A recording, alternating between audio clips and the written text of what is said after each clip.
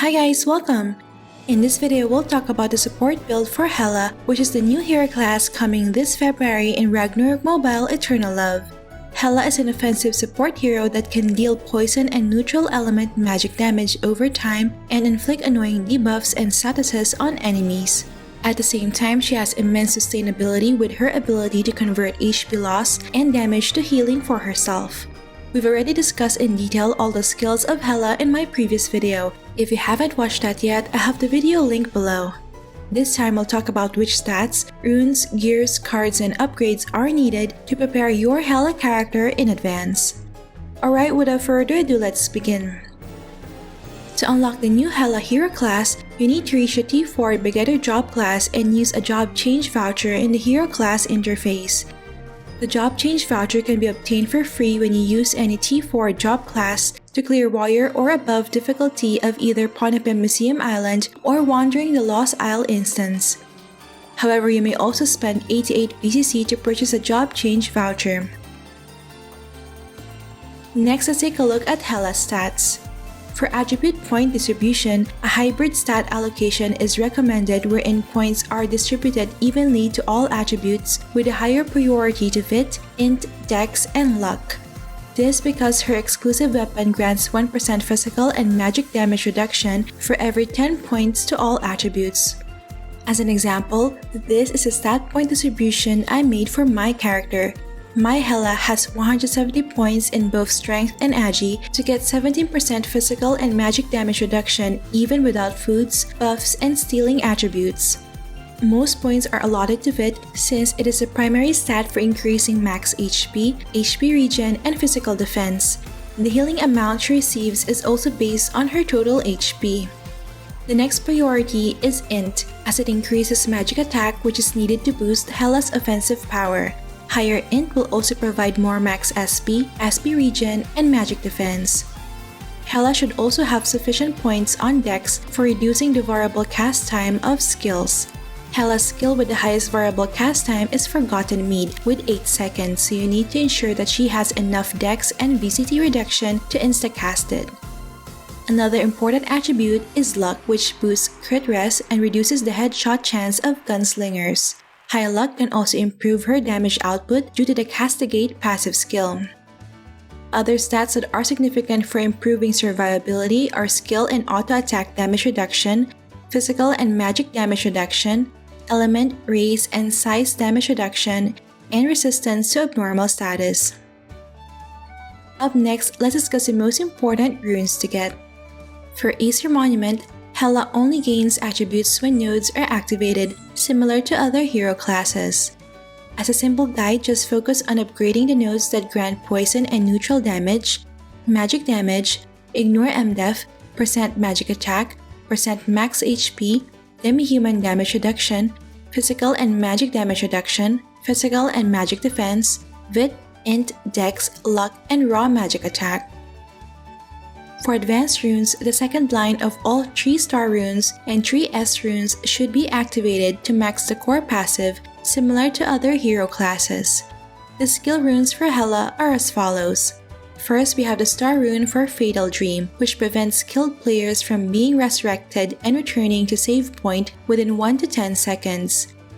Second is the star rune for Bottled Spirit, which reduces the target's poison damage reduction when inflicted by depressed status.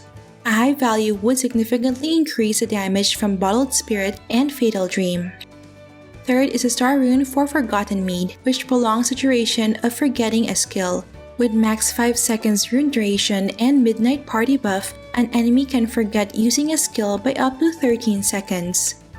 Fourth is the S rune for Blood of the Dead, which grants additional 1% to 20% max HP when the buff is active for survivability.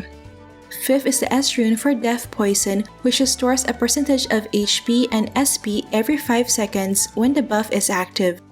And last is the S rune for Beware of Dogs, which reduces a percentage of the enemy's attack and magic attack. If the enemy stays inside the AoE within 10 seconds, there can be up to 100% reduction in attack and magic attack. It's recommended that all 6 runes have activated second line to double the duration of Soul Interference from 30 to 60 seconds. The freedom to choose the attributes to steal is also a nice bonus. Up next, let's dive into the gears, cards, and other upgrades. First, for weapon, her exclusive weapon called Death Prayer is the best in slot. This because it boosts both her offensive and defensive ability. The crafting materials and required weapons for synthesis are as follows. I think a plus 15 Death Prayer is better compared to a plus 15 Stardust Dragon Staff due to the additional 1% physical and magic damage reduction for every 10 points to all attributes. So if she can have at least 200 points in all attributes, she'll gain up to 20% physical and magic damage reduction.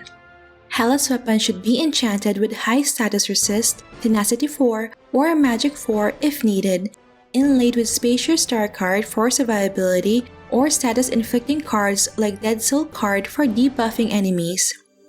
For offhand, I prefer using Heroic Monument for more HP or Solar Slate for boosting medium-sized damage reduction, as she already has high physical and magic damage reduction from her weapon and high elemental damage reduction from her Death Poison self-buff.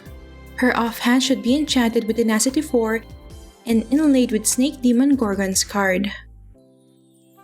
For armor, I recommend wearing either an Ashen Armor for more HP or Crown's Battle Gear for more demi-human damage reduction, and it should be enchanted with high HP percent, status resist, or magic 4 if needed. As for armor card, I suggest using either an Angeling Star card or a Gyope card since Hela has no poison damage reduction, but you should also prepare other cards for switching depending on the enemy lineup. For garment, the best in slot is the Honor Shoulder Badge, with 12% skill damage reduction, enchanted with high status resist or Divine Blessing 4, and inlaid with any of the following cards. For footgear, you can choose between the Inheritor Boots or Refined War Boots, depending on which has better random attributes. It should be enchanted with high status resist or Divine Blessing 4, and inlaid with either Edga Star card to prevent flinching or Moonlight Flower Star card for faster movement.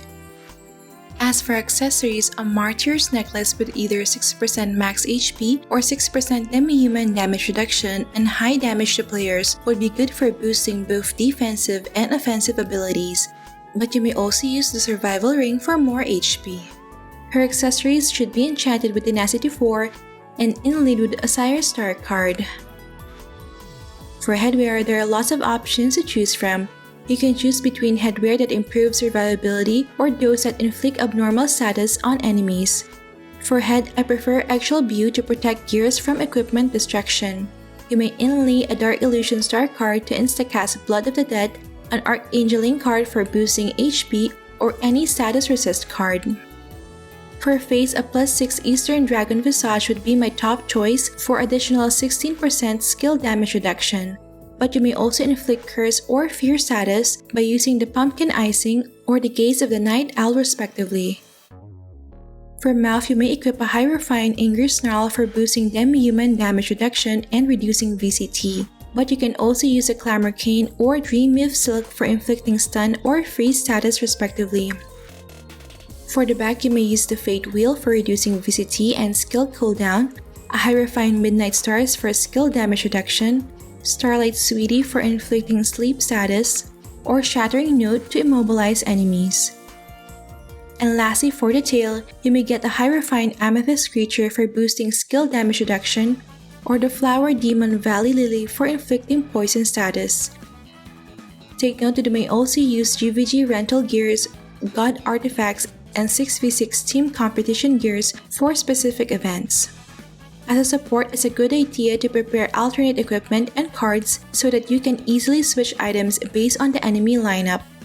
In addition, you should also ensure that all your gears have high refinement level for refined physical and magic reduction, high enhancement level for additional physical and magic defense, and high reinforcement level for additional max HP.